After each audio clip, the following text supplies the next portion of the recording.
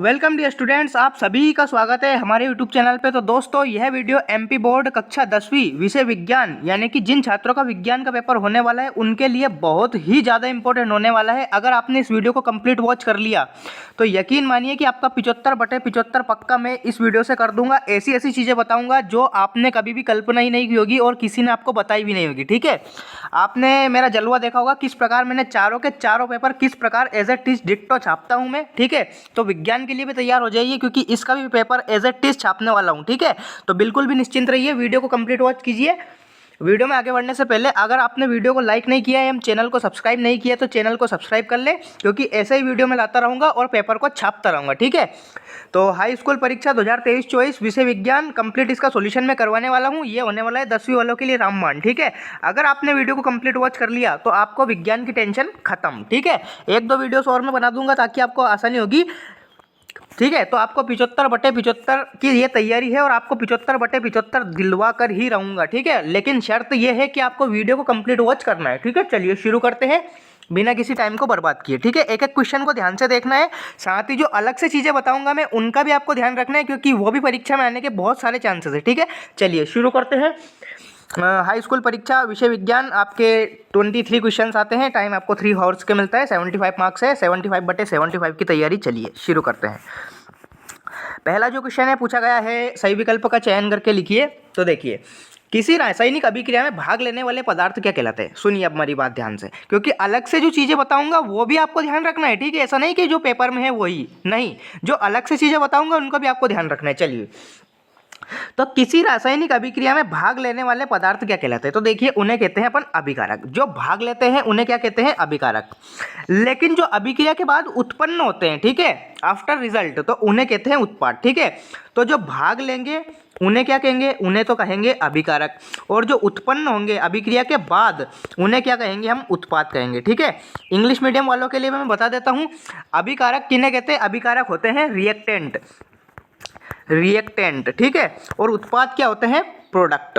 ठीक है, तो इंग्लिश मीडियम वाले भी ध्यान रखें, जो अभिक्रिया में भाग लेने वाले पदार्थ होते हैं उन्हें कहते हैं अभिकारक, और जो अभिक्रिया के बाद उत्पन्न होते हैं उन्हें कहते हैं उत्पाद। ठीक है, तो क्वेश्चन का करेक्ट आंसर क्या आ जाएगा, अभिकारक, यानी कि बी ऑप्शन इस क्वेश्चन का करेक्ट आंसर आपका आ जाएगा। चलिए नेक्स्ट क्वेश्चन है, Fe2O3 + 2 एल्यूमिनियम 2O3 + 2 Fe, तो ये किस प्रकार की अभिक्रिया है। तो देखिए, यहाँ पे जो एल्यूमिनियम था, ये एल, इसने एफी को क्या कर दिया, यहाँ से इसकी जगह से हटा दिया और उसकी जगह खुद ग्रहण कर ली। देखो ये एल्यूमिनियम यहाँ पे आ गया। ठीक है, तो ये इस प्रकार की अभिक्रिया होती है विस्थापन अभिक्रिया। बी ऑप्शन इस क्वेश्चन का करेक्ट आंसर आ जाएगा। ठीक है, विस्थापन अभिक्रिया, डिस्प्लेसमेंट रिएक्शन। चलिए नेक्स्ट क्वेश्चन है, निम्नलिखित में से मास्टर ग्रंथि है। तो देखिए, मास्टर ग्रंथि किसे कहा जाता है, मास्टर ग्लैंड कहा जाता है पीयूष ग्रंथि यानी कि पिट्यूटरी ग्लैंड को। ठीक है, तो बी ऑप्शन इस क्वेश्चन का करेक्ट आंसर आ जाएगा। मोस्ट आईएमपी क्वेश्चन है, ध्यान रखना है आपको। ठीक है, चलिए नेक्स्ट क्वेश्चन है, द्विविस्थापन अभिक्रिया में क्या होता है। तो देखिए, जो द्विविस्थापन अभिक्रिया होती है उसमें होता है आपका आयनों का आदान प्रदान। ठीक है, क्योंकि जो डबल डिस्प्लेसमेंट जो होती है आपकी, उसमें अपना आयनों यानी कि प्लस माइनस का ये होता है आदान प्रदान। ठीक है, एक्सचेंज हो जाते हैं। ठीक है, तो इस क्वेश्चन का करेक्ट आंसर क्या आ जाएगा, सी ऑप्शन इस क्वेश्चन का करेक्ट आंसर आपका आ जाएगा। चलिए नेक्स्ट क्वेश्चन की ओर बढ़ते हैं, आयोडीन किस हार्मोन के संश्लेषण के लिए आवश्यक है। तो देखिए, जो अपना आयोडीन होता है वो होता है थायरॉक्सिन के लिए आवश्यक। ठीक है, थायरॉक्सिन यानी कि बी ऑप्शन इस क्वेश्चन का करेक्ट आंसर आपका आने वाला है। सारे के सारे क्वेश्चन आईएमपी है, सभी का आपको ध्यान रखना है। चलिए नेक्स्ट क्वेश्चन की ओर बढ़ते हैं। नेक्स्ट जो क्वेश्चन है पूछा गया है, मानव में जैव प्रक्रियाओं का नियंत्रण और नियमन होता है। तो देखिए, ये होता है तंत्रिका और अंतरस्रावी तंत्रों से, यानी कि डी ऑप्शन, जिसे कहते हैं अपन नर्वस एंड एंडोक्राइन। ठीक है, ये इस क्वेश्चन का करेक्ट आंसर आ जाएगा, ENDOCRIN, एंडोक्राइन। ठीक है, तो नर्वस एंड एंड्रोक्राइन यानी कि तंत्रिका और अंतरस्रावी तंत्रों से होता है। ठीक है, तो डी ऑप्शन इस क्वेश्चन का करेक्ट आंसर आपका आने वाला है। ठीक है, तो इस प्रकार से आपके कंप्लीट सही विकल्प हो जाएंगे। आशा करता हूँ आपको समझ में आए होंगे। ठीक है, नहीं आए हों तो आप कमेंट बॉक्स में कमेंट करके जरूर बताएं, मैं आपको एक बार और समझा दूंगा। ठीक है, चलिए इंग्लिश मीडियम वाले भी देख सकते हैं, the substance taking part in chemical reaction are called. तो मैंने बताया आपको कि जो पार्ट लेते हैं उन्हें कहते हैं रिएक्टेंट, और जो प्रोड्यूस होते हैं, जो उत्पन्न होते हैं, उन्हें कहते हैं प्रोडक्ट। ठीक है, ये किस प्रकार की रिएक्शन है आपकी, Fe2O3 + 2 Al, ये वाली है आपकी डिस्प्लेसमेंट रिएक्शन। ठीक है, from the following gland master gland is, तो देखिए पिट्यूटरी ग्लैंड को मास्टर ग्लैंड कहते हैं। नेक्स्ट जो क्वेश्चन है, इन डिस्प्लेसमेंट प्रोसेस ऑक्यूर्स, तो एक्सचेंज ऑफ आयंस होता है। Iodine essential for the synthesis of which hormone, तो थायरोक्सिन हार्मोन। नेक्स्ट जो है, biological process in human controlled and regulated by, तो नर्वस एंड एंडोक्राइन सिस्टम। ठीक है, ये ऑप्शन इस क्वेश्चन का करेक्ट आंसर आ जाएगा डी ऑप्शन। चलिए, तो इस प्रकार से आपके सही विकल्प हो जाएंगे। नेक्स्ट बढ़ते हैं रिक्त स्थान की ओर। चलिए, नेक्स्ट रिक्त स्थान की पूर्ति करना है आपको। पहला जो क्वेश्चन है पूछा गया है, कार्बन की सबसे बाहरी कक्षा में रिक्त स्थान इलेक्ट्रॉन होते हैं। तो देखिए, कार्बन का परमाणु क्रमांक होता है 6। अब इसका अगर हम संरचना बनाएं तो ये अपना नाभिक होता है, नाभिक के बाद होता है अपना प्रथम कक्षक, इसमें 2 इलेक्ट्रॉन आ जाते हैं। ठीक है, अब 2 हो गए, लेकिन बचे अगले अगले कक्षक में कितने इलेक्ट्रॉन बचे? 4। ठीक है, तो कार्बन की बाहरी कक्षा में कितने इलेक्ट्रॉन हो जाएंगे? 4 इलेक्ट्रॉन हो जाएंगे। इस प्रकार से आपका आंसर आ जाएगा। ठीक है, 4 इलेक्ट्रॉन होते हैं। सिरके में पाए जाने वाले अम्ल का नाम, तो देखिए मोस्ट आईएमपी क्वेश्चन है। अब मैं इसको पूरा खोल के रख देता हूँ। देखो, सिरके में अम्ल होता है एसिटिक अम्ल। कौन सा होता है?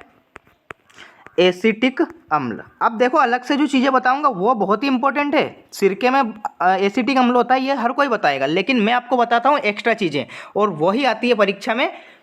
बच्चे अगर आया जाए सिरके में अम्ल कौन सा पाया जाता है, लिख देंगे एसिटिक अम्ल, लेकिन परीक्षा में पूछा जाए एसिटिक ऑप्शन में ही ना हो। ठीक है, एसिटिक अम्ल अगर ऑप्शन में ही ना हो तो इसका आईयूपीएससी नाम भी मैं आपको बता देता हूँ। इसका आईयूपीएससी नाम होता है एथेनोइक अम्ल। ठीक है, क्या होता है?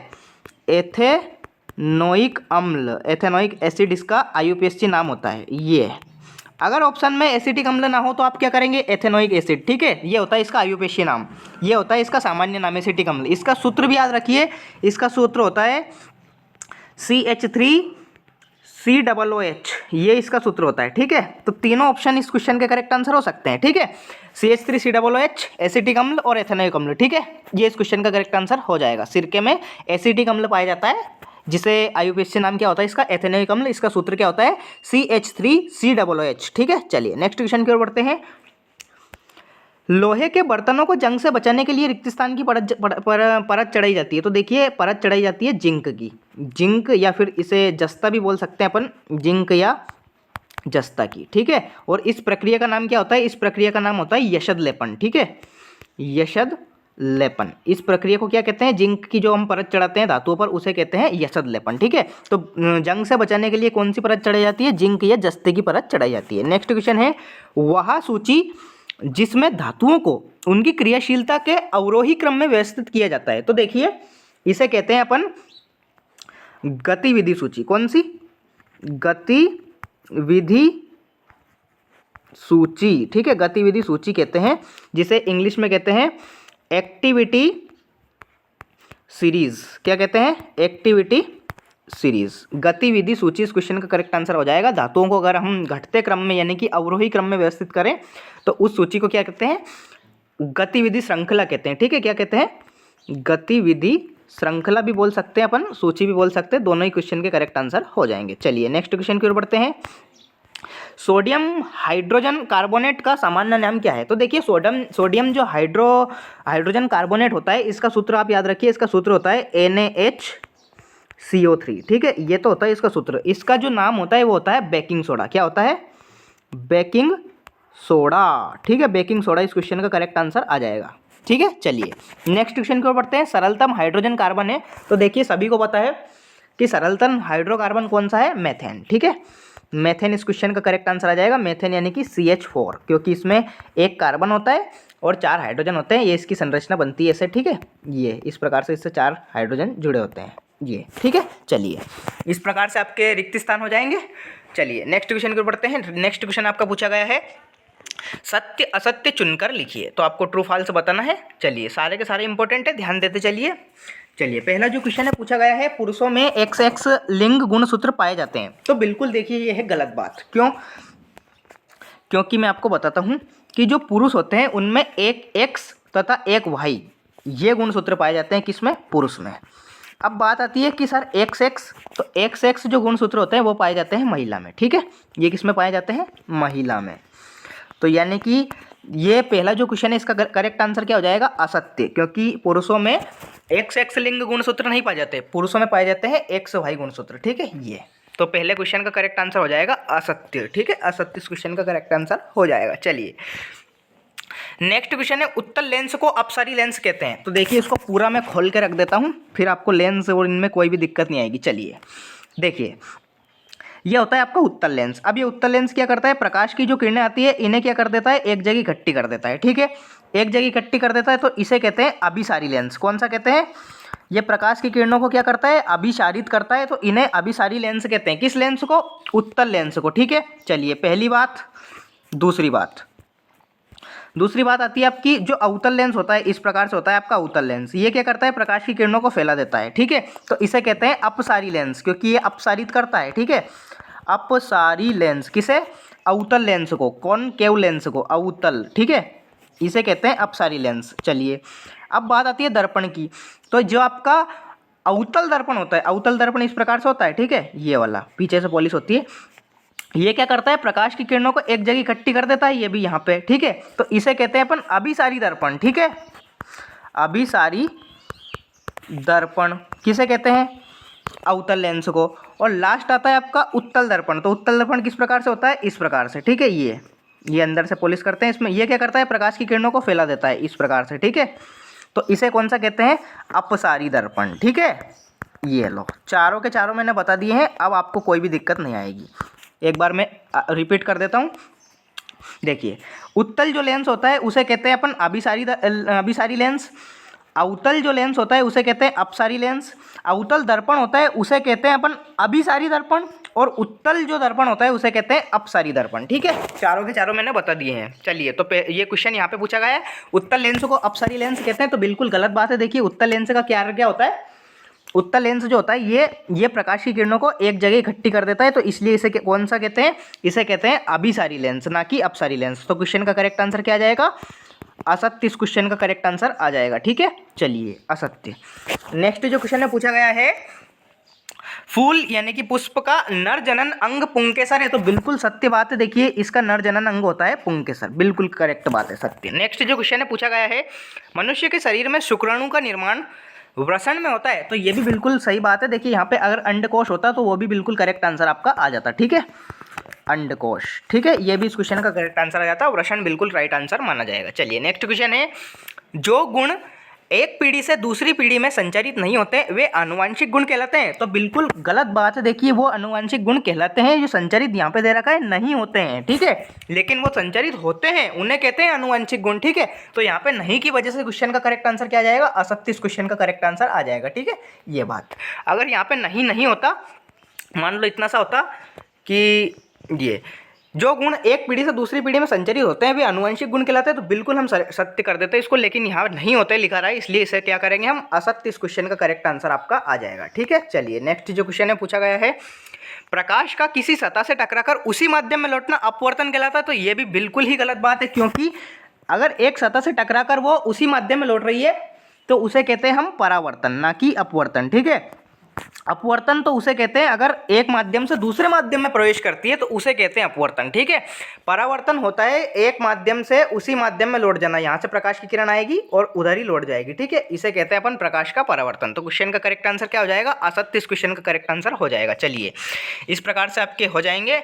इंग्लिश मीडियम वाले भी देख सकते हैं, man have XX sex chromosome, तो बिल्कुल गलत बात है। देखिए, XY होता है क्योंकि उनमें convex lens is also called diverging lens, तो ये भी बिल्कुल गलत बात है, क्योंकि कॉनकेव लेंस अगर होता तो बिल्कुल मान लेते हम कॉन्वेक्स लेंस को डाइवर्जिंग लेंस नहीं कहते हैं।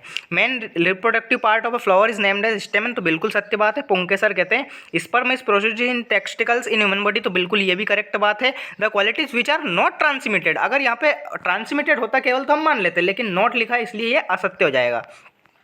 The return of light back into the same medium after striking a surface is called refraction, ये बिल्कुल गलत बात है। यहाँ पे अगर रिफ्लेक्शन होता तो हम मान लेते, क्या मान लेते, रिफ्लेक्शन। अगर रिफ्लेक्शन यानी कि परावर्तन होता तो बिल्कुल सही रहता, यहाँ पे रिफ्रैक्शन है इसलिए क्या हो जाएगा, ये गलत हो जाएगा। चलिए नेक्स्ट क्वेश्चन, सही जोड़ी बनाना है आपको। सही जोड़ी का एक ये नीचे दे रखा है इसलिए थोड़ा इसको स्मॉल कर देता हूँ। चलिए 80 डेसिबल, देखिए 80 डेसिबल होता है, अगर 80 डेसिबल कोई सी ध्वनि है तो ये करती है ध्वनि प्रदूषण, यानी कि ये वाला ऑप्शन इस क्वेश्चन का करेक्ट आंसर हो जाएगा, 80 डेसिबल यानी कि ध्वनि प्रदूषण। नेक्स्ट जो क्वेश्चन है 180 डिग्री, तो 180 डिग्री होता है जो दो नेत्रों का क्षैतिज दृष्टि क्षेत्र होता है। ठीक है, दो नेत्र जो होती है, दो आंखें हमारी वो 180 डिग्री तक देख सकती है। ठीक है, तो दो नेत्रों का क्षैतिज दृष्टि क्षेत्र, यानी कि ये वाला ऑप्शन डी ऑप्शन इस क्वेश्चन का करेक्ट आंसर है।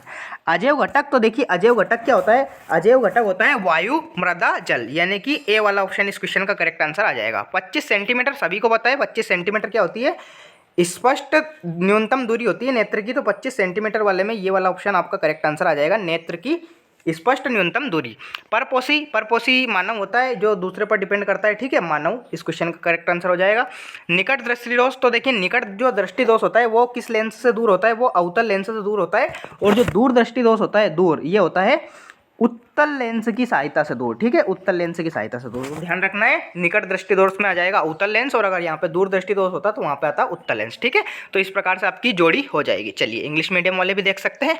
नेक्स्ट चलते हैं अपना निम्नलिखित प्रश्नों के उत्तर एक शब्द या एक वाक्य में लिखिए। चलिए सारे के सारे मैं आपको बता देता हूँ।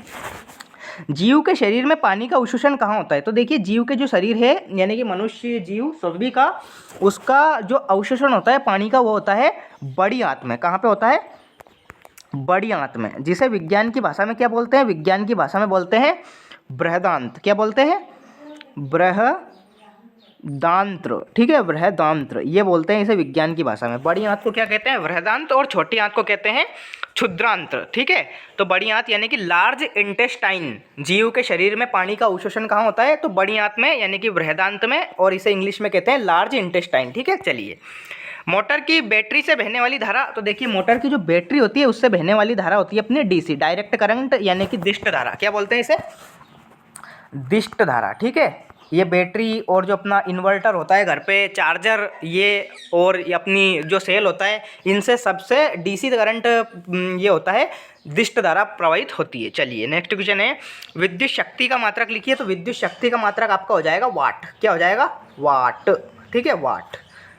नेक्स्ट जो क्वेश्चन है, यकृत से निकलने वाले रस का नाम, तो देखिए यकृत से निकलने वाले रस का नाम होता है पित्तरस। क्या होता है, पित्तरस, पित्तरस, जिसे इंग्लिश में कहते हैं बाइल जूस, ठीक है, बाइल जूस, ठीक है, बाइल जूस, पित्तरस। चलिए मनुष्य के शरीर में संवहन का माध्यम लिखिए। तो मनुष्य के शरीर में संवहन का माध्यम है रक्त एवं लसिका। क्या है, ब्लड, रक्त एवं लसिका, ठीक है, ये होता है संवहन का माध्यम, रक्त एवं लसिका। इस क्वेश्चन का करेक्ट आंसर आपका आ जाएगा। चलिए नेक्स्ट क्वेश्चन है, चुंबकीय क्षेत्र की उपस्थिति का पता लगाने वाली युक्ति का नाम, तो देखिए उसे कहते हैं अपन दिक सूचक भी बोल सकते हैं, दिक सूचक, या फिर अपन बोल सकते हैं चुंबकीय सुई, ये भी बोल सकते हैं, ठीक है, मैग्नेटिक निडल, चुंबकीय सुई, ठीक है, ये इस क्वेश्चन का करेक्ट आंसर हो जाएगा। मैग्नेटिक निडल भी बोल सकते हैं या फिर दिक सूचक भी बोल सकते हैं, ठीक है।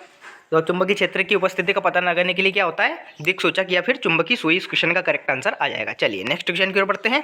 2 मार्क्स के आप क्वेश्चन पूछे जाएंगे, बिल्कुल ईजी है, मैं इनके सॉल्यूशन यहीं पे बता दूंगा ताकि आपको कोई दिक्कत नहीं होगी। चलिए पहला जो क्वेश्चन है पूछा गया है, प्रबल अम्ल को 2 उदाहरण सहित समझाइए, या फिर प्रबल क्षार को 2 उदाहरण सहित समझाइए। तो देखिए पहले तो आपको पता होना चाहिए कि अम्ल और क्षार होते क्या हैं। तो देखिए अम्ल होते हैं जो पानी में घुलकर H+ आयन देते हैं। क्या देते हैं, H+ आयन। और जो क्षार होते हैं वो किन्हें कहते हैं, जो पानी में यानी कि जल में घुलने पर OH- आयन देते हैं, इन्हें कहते हैं क्षार, ठीक है। तो ये आपको पहले तो परिभाषा याद रखनी है कि अम्ल किसे कहते हैं, कि जो पानी में घुलकर या जल में घुलकर H+ आयन देते हैं उन्हें कहते हैं अम्ल, और जो OH- आयन देते हैं जल में घुलकर उन्हें कहते हैं क्षार। अब देखिए बात आती है प्रबल की। तो देखिए अगर देखिए H+ आयन तो दिया उसने, लेकिन H+ आयन दिया बहुत ही अधिक मात्रा में, यानी कि इसकी सांद्रता हो गई अधिक मात्रा में अगर H+ आयन दे तो उसे कहते हैं हम प्रबल अम्ल। अधिक मात्रा में देना चाहिए, ठीक है, तो उसे कहते हैं हम प्रबल अम्ल। तो आप बोल सकते हैं कि ऐसे अम्ल जो जल में घुलकर H+ आयन बहुत ही अधिक मात्रा में देते हैं उन्हें कहते हैं अपन प्रबल अम्ल। इसके उदाहरण में आपको बता देता हूँ। चलिए पहला जो है वो होता है इसका HCl। HCl का नाम क्या होता है, हाइड्रोक्लोरिक एसिड, ठीक है, हाइड्रो, साथ के साथ नोट करते चलिए क्योंकि मैं एक एक चीज़ इसलिए नोट करता हूँ ताकि आपको भी याद हो और आपका भी रिवीजन हो जाए, ठीक है। हाइड्रोक्लोरिक अम्ल क्या होता है, HCl। दूसरा होता है, देखिए यहाँ पे 2 पूछे गए हैं लेकिन मैं आपको 3 बताऊंगा ताकि आपको 2 तो याद रहे। दूसरा होता है H2SO4 यानी कि सल्फ्यूरिक एसिड, ठीक है, H2SO4। तीसरा अपन लिख सकते हैं इसमें HNO3 यानी कि नाइट्रिक अम्ल, ठीक है, HNO 3 ये लिख सकते हैं, नाइट्रिक अम्ल। ठीक है, तो क्या हो जाएगा आपका HCl यानी कि हाइड्रोक्लोरिक अम्ल, H2SO4 यानी कि सल्फ्यूरिक अम्ल, HNO3 यानी कि नाइट्रिक अम्ल। तो ये होते हैं अपने प्रबल अम्ल। ठीक है, चलिए इसके अथवा वाला जो क्वेश्चन है पूछा गया है प्रबल क्षार। तो मैंने बताया आपको कि OH अगर माइनस आयन दे तो उन्हें क्षार कहते हैं, लेकिन OH माइनस आयन की सांद्रता अधिक हो यानी कि अधिक मात्रा में OH माइनस आयन दे अधिक मात्रा में, तो उन्हें क्या कहते हैं अपन, उन्हें कहते हैं प्रबल क्षार। ठीक है, और अगर पूछा जाए दुर्बल क्षार तो देखिए OH जो माइनस आयन है वो कम सांद्रता में देंगे तो उन्हें कहते हैं दुर्बल क्षार। ठीक है, ये बिल्कुल इजी क्वेश्चन हो गया आपके लिए, क्योंकि मैंने कंप्लीट आपको पहले समझाया और देन उसके आंसर दिए। ठीक है, तो अगर OH माइनस आयन दे तो उन्हें कहते हैं क्षार, लेकिन OH माइनस आयन बहुत ही अधिक मात्रा में दे जल में घुलने पर तो उन्हें कहते हैं अपन प्रबल क्षार। ठीक है, चलिए तो इनके उदाहरण भी अपन देख लेते हैं। चलिए पहला जो उदाहरण इसका आएगा NaOH आपका प्रबल क्षार होता है। NaOH को नाम क्या होता है इसका, सोडियम हाइड्रोक्साइड। ठीक है, क्या होता है, सोडियम हाइड्रोक्साइड। ठीक है, हाइड्रोक्साइड। दूसरा आप लिख सकते हैं KOH लिख सकते हैं। KOH का नाम क्या होगा, पोटेशियम हाइड्रोक्साइड। ठीक है, पोटेशियम हाइड्रोक्साइड ये। ठीक है, चलिए तो इस प्रकार से आपके ये वाला क्वेश्चन हो जाएगा। बिल्कुल मैंने इसको पूरा का पूरा एक्सप्लेन कर दिया, अब आपको कोई भी दिक्कत नहीं आएगी। चलिए, अम्ल का जलीय विलयन विद्युत का चालन क्यों करता है, बिल्कुल इजी क्वेश्चन है, आप लिख सकते हैं। मानव मुख का पीएच मान कितना होता है, यानी कि अपनी लार का जो पीएच मान है वो पूछा गया है। तो मैं आपको बता देता हूँ कि लार का जो पीएच मान है वो 5.6 से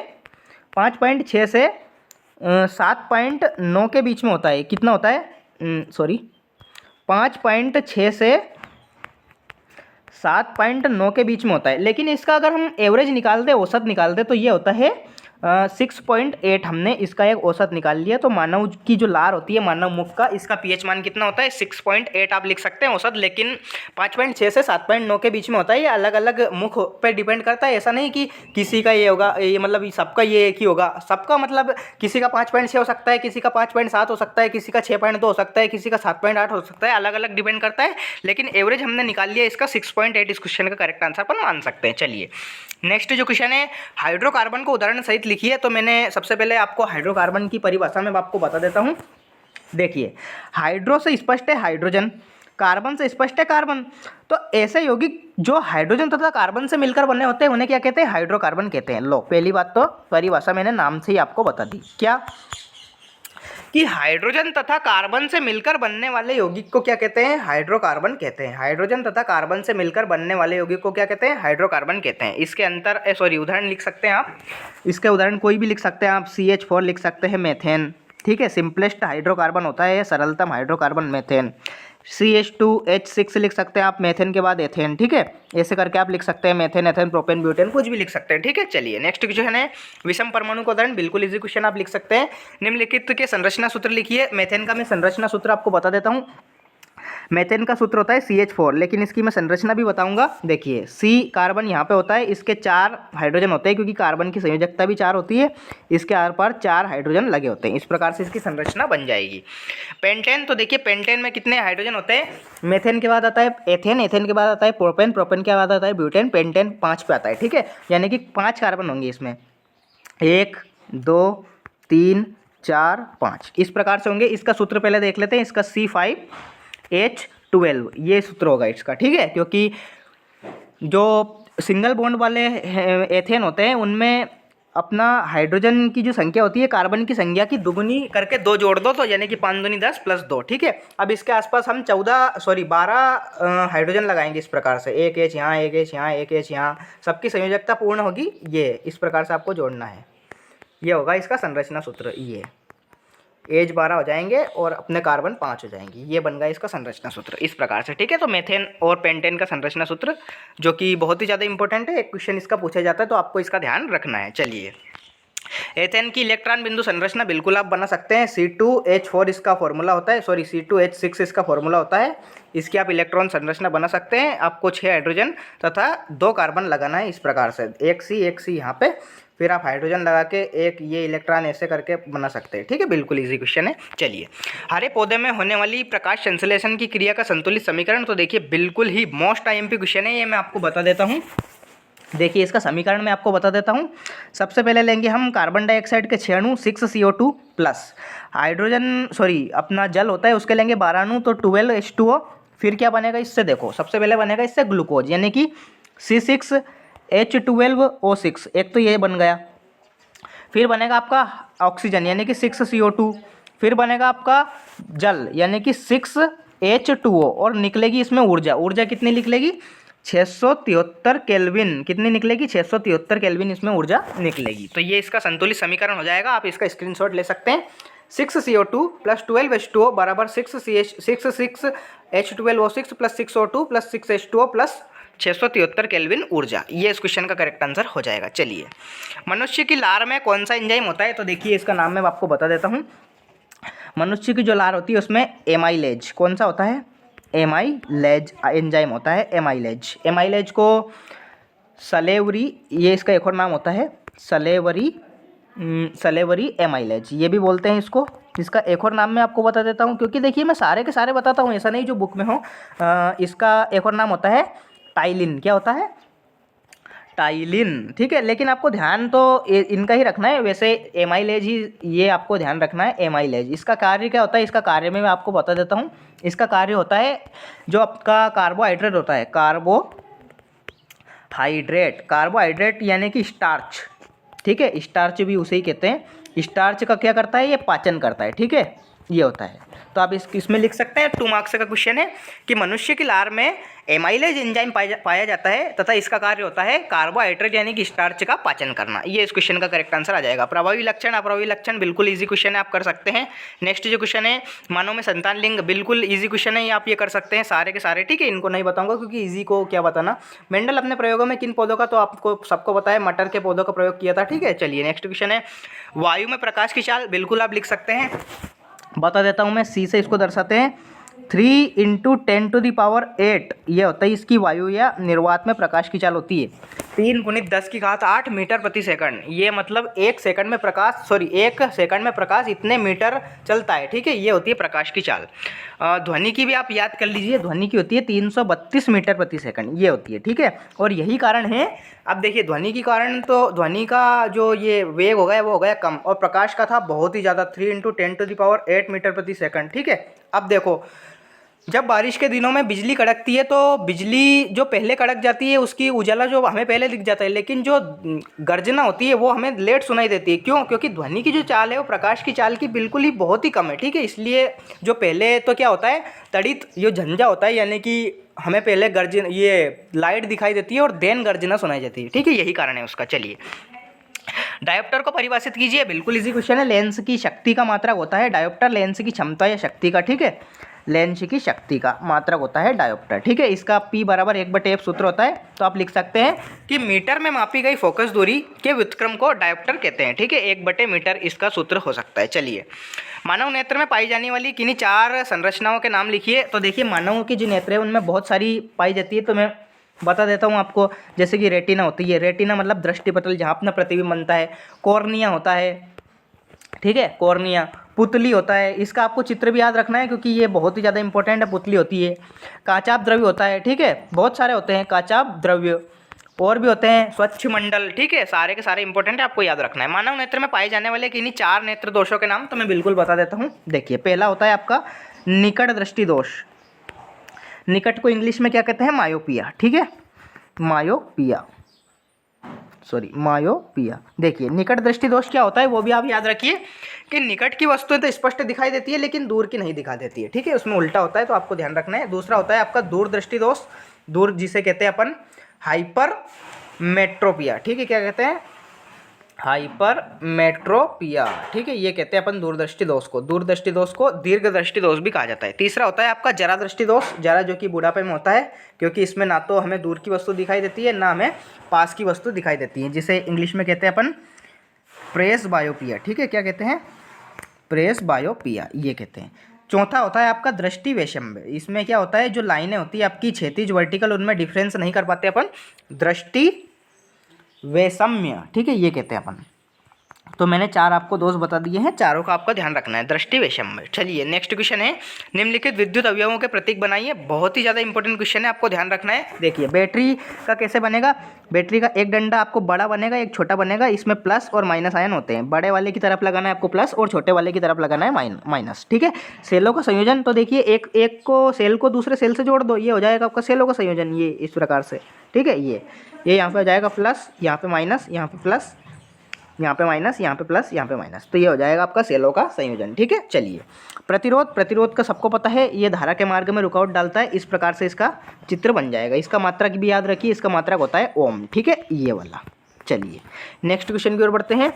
प्रतिरोध के श्रेणी क्रम संयोजन सूत्र लिखिए। तो बिल्कुल मैं आपको बता देता हूँ, प्रतिरोध को अगर हम श्रेणी क्रम में जोड़ें तो देखिए इस प्रकार से हम जोड़ते हैं प्रतिरोध को, एक प्रतिरोध ऐसा, दूसरा इसको ऐसा, तीसरा इसको ऐसा, ठीक है। ये हम इसको श्रेणी क्रम में जोड़ते हैं।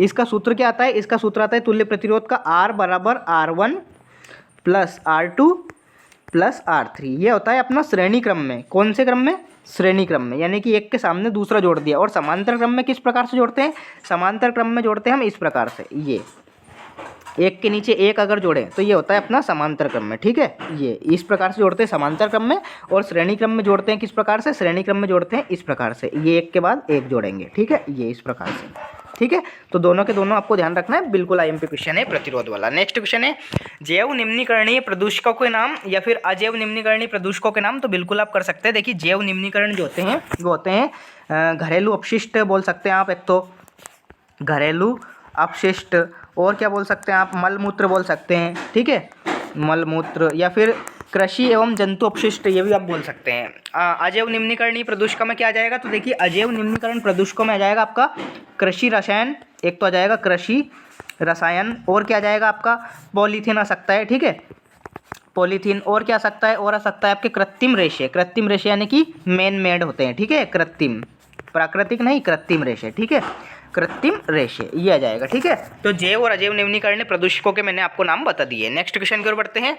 नेक्स्ट क्वेश्चन आपका पूछा गया है, न्यूमेरिकल बेस्ड है। देखिए 3 चालक जिनके प्रतिरोध 20 ओम, 5 ओम, 4 ओम है, इनका प्रतिरोध, इनका संयुक्त प्रतिरोध लिखना है जब इन्हें श्रेणी क्रम में जोड़ा जाए। तो मैंने अभी आपको सूत्र बताया था कि जब श्रेणी क्रम में जोड़ा जाए तो डायरेक्ट जुड़ते हैं, R बराबर R1 plus R2 plus R3, ठीक है। तो इन्हें डायरेक्ट जोड़ देंगे, R बराबर क्या हो जाएगा 20 प्लस 5 प्लस 4 यानी कि 29। इस क्वेश्चन का करेक्ट आंसर आ जाएगा 29 ओम, ठीक है। ये इस प्रकार से आपको करना है। नेक्स्ट जो क्वेश्चन है, 2 चालक जिनका प्रतिरोध 40 ओम तथा 8 ओम में समांतर क्रम में जोड़े गए। आप देखिए समांतर क्रम में आपको सूत्र बता देता हूँ।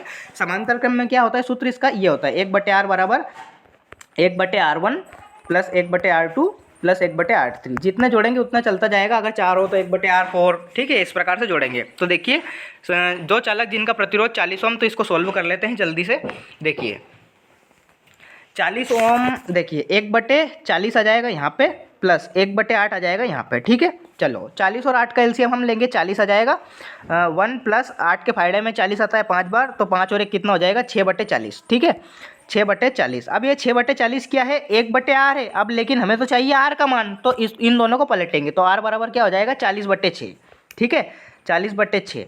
6 से 40 काट देंगे, 6.6 ओम इस क्वेश्चन का करेक्ट आंसर आ जाएगा, ठीक है, 6.6 ओम इस क्वेश्चन का करेक्ट आंसर आपका आ जाएगा। इस प्रकार से आपको न्यूमेरिकल सोल्व करने हैं। चलिए धातु व अधातु में भौतिक गुणों के आधार पर अंतर लिखिए। बिल्कुल ईजी क्वेश्चन है। धातु अधातु में देखिए आप लिख सकते हैं, धातु जो होती है वो ऊष्मा की क्या होती है, धातु ऊष्मा की क्या होती है, सुचालक होती है, यानी कि ऊष्मा यानी कि करंट आता है इसमें, ठीक है, सुचालक।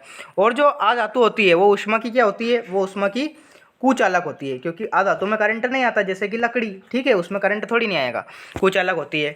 एक और आप लिख सकते हैं, धातु क्या होती है, धातु होती है आघातवर्ध्य एवं क्या होती है, तन्य होती है, ठीक है, आघातवर्ध्य एवं तन्य। और जो अधातु होती है वो कैसी होती है, भंगुर होती है, क्या होती है, भंगुर, ठीक है। इस प्रकार से आप लिख सकते हैं। बिल्कुल इजी क्वेश्चन है और मोस्ट आईएमपी क्वेश्चन है, ठीक है।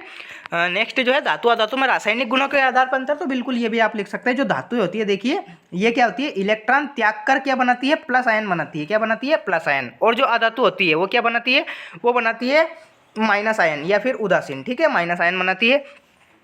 धातु के ऑक्साइड लिख सकते हैं आप। धातु के ऑक्साइड क्या होते हैं, धातु के ऑक्साइड होते हैं क्षारीय, ठीक है, धातु के कैसे होते हैं, क्षारीय।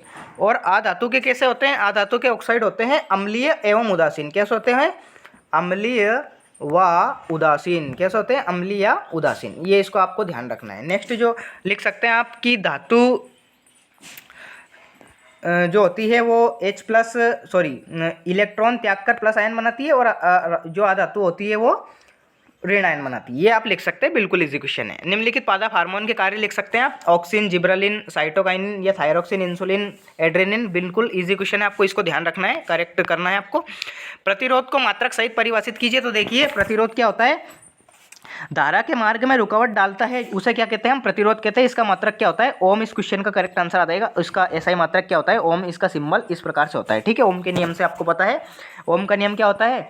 ओम का नियम होता है वी अनुक्रमानुपाती आई, ठीक है। आई यहाँ से अनुक्रमानुपाती हटाएंगे तो एक नियतांक आ जाएगा जिसे आर यानी कि प्रतिरोध कहते हैं। आर का सूत्र क्या आ जाएगा? आर बराबर आ जाएगा वी बटे आई। ये इसे कहते हैं अपन प्रतिरोध। धारा के मार्ग में रुकावट डालता है, धारा के मार्ग में जो रुकावट डालता है उसे चालक को क्या कहते हैं? प्रतिरोध कहते हैं। किसी अज्ञात तार के प्रतिरोध के सिरों से 12 वोल्ट की बैटरी को संयोजित करने पर प्रतिरोध में 2.5 एम्पीयर की धारा प्रवाहित होती है। प्रतिरोध के परिपथ के प्रतिरोध का परिकलन कीजिए। तो मैंने अभी आपको सूत्र बताया, आर बराबर क्या हो जाएगा? वी बटे आई, ठीक है। अब वी यानी कि विभव का मान कितना दे रखा है? 12 वोल्ट और बटे 2.5, ठीक है, 2.5 ये दे रखी है अपनी करंट। ये पॉइंट हटेगा, यहाँ पे जीरो लग जाएगा। 120 बटे 25, 120 बटे 25 यानी कि इसको हम काटेंगे किससे? 5 से। 5 से काटने पर यह आ जाएगा 24 बटे 5, 24 बटे 5 यानी कि क्या आ जाएगा? 4.8 ओम। इस क्वेश्चन का करेक्ट आंसर आ जाएगा 4.8 ओम, ठीक है। इस प्रकार से आपको न्यूमेरिकल सॉल्व करने हैं। निम्नलिखित के कारण लिखिए। विद्युत लैंपों के तंतुओं यानी कि फिलामेंट के जो होते हैं आपके बल्ब के, इलेक्ट्रिक लैंप के फिलामेंट, उनका निर्माण टंगस्टन का उपयोग क्यों किया जाता है? तो देखिए जो टंगस्टन होता है वो हम क्या चाहते हैं? देखिए हमारा लैंप बहुत दिनों तक चले, हम तो यही चाहते हैं, ठीक है। तो अब बहुत दिनों तक चले क्योंकि वो गर्मी पकड़ता है तो गलना नहीं चाहिए। अब गलना नहीं चाहिए तो क्योंकि टंगस्टन इसलिए लगाएंगे हम क्योंकि उसका गलनांक क्या होगा? उसका गलनांक होगा उच्च, ठीक है। मेल्टिंग पॉइंट क्या होगा उसका? हाई। गलनांक क्या होगा? बहुत अधिक होगा, इसका उच्च होगा यानी कि इसका मेल्टिंग पॉइंट हाई होगा, ठीक है। इसलिए हम क्या लगाते हैं? टंगस्टन लगाते हैं क्योंकि ये ज़्यादा देर तक गलेगा नहीं, लंबे समय तक चमकते हुए भी नहीं पिघलेगा, ठीक है। इसलिए हम कौन सा लगाते हैं? टंगस्टन, क्योंकि इसका गलनांक क्या होता है? इसका गलनांक होता है हाई यानी कि उच्च। ये इस क्वेश्चन का करेक्ट आंसर आ जाएगा। विद्युत संचारण के लिए कॉपर तथा एल्यूमिनियम के तारों का ही उपयोग क्यों करते हैं? क्योंकि देखिए इनका प्रतिरोध कैसा होगा? अब विद्युत संचारण हम क्या चाहते हैं? करंट अच्छी तरह से हमारा जाए, फ्लो ऑफ इलेक्ट्रिसिटी बहुत अच्छी तरह से हो।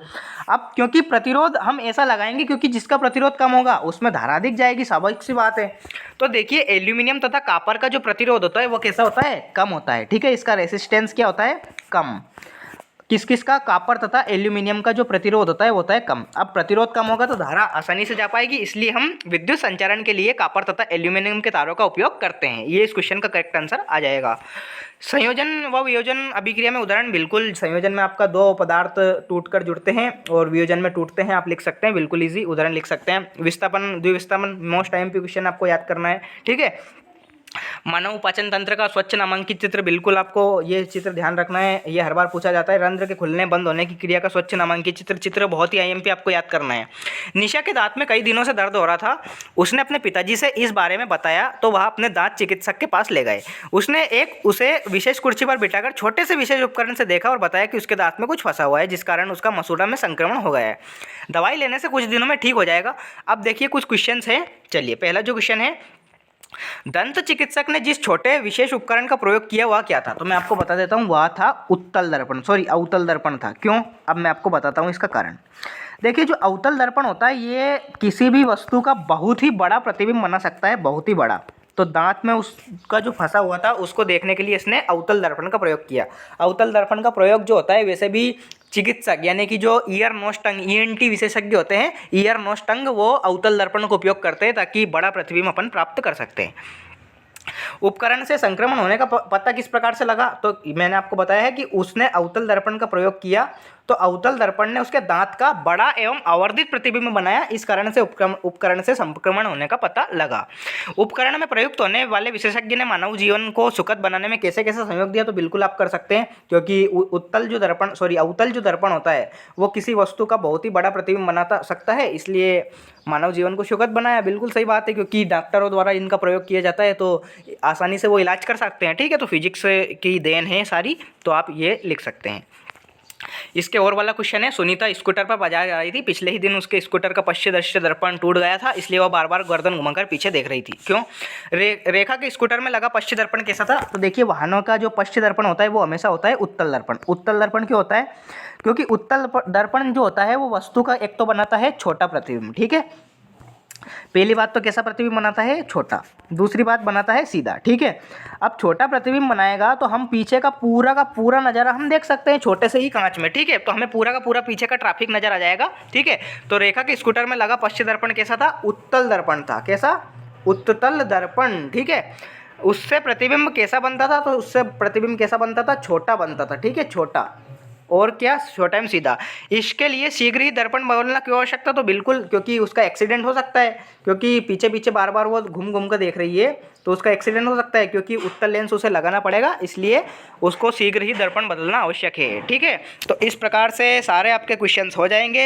इस प्रकार से मैंने इसका कंप्लीट सॉल्यूशन बता दिया है। ऐसे आपको किसी भी टीचर ने नहीं बताया होगा पूरे यूट्यूब प्लेटफॉर्म पर। ठीक है, एक एक चीज़ मैं समझा कर बताता हूँ, ताकि बच्चों को, देखिए रटन विद्या अलग चीज़ होती है, समझना एक अलग चीज़ होती है। ठीक है, क्योंकि अलग से चीज़ें बनाता हूँ इसलिए थोड़ा वीडियो लंबा हो जाता है, लेकिन अगर आपने वीडियो कंप्लीट वॉच करते हो तो बहुत ही ज़्यादा फायदा होगा आपको, ये मेरी गारंटी है आपसे। ठीक है, वीडियो को पूरा वॉच करना है कंप्लीट। इसका सॉल्यूशन मैंने बता दिया है। एक दो वीडियोस और मैं आपको शेयर कर दूंगा, ताकि वो भी आपके लिए बहुत ही ज़्यादा हेल्पफुल होंगे।